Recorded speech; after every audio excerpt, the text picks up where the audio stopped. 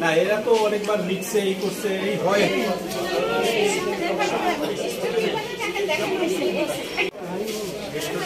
Gate খুলে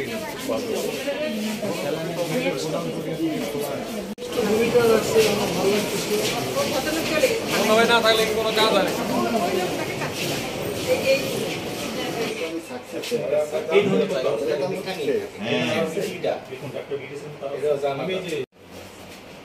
বিভিন্ন দুর্নীতি ও বিভিন্ন অভিযোগ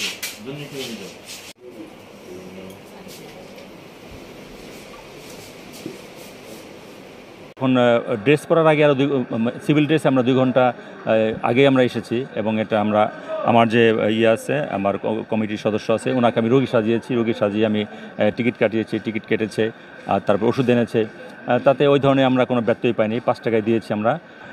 আর পরিষ্কার পরিচ্ছন্নতা অবস্থা খুবই খারাপ, খুবই নাজুক অবস্থা, মোটে এটা গ্রহণযোগ্য না একটা স্বাস্থ্য কমপ্লেক্স হিসাবে।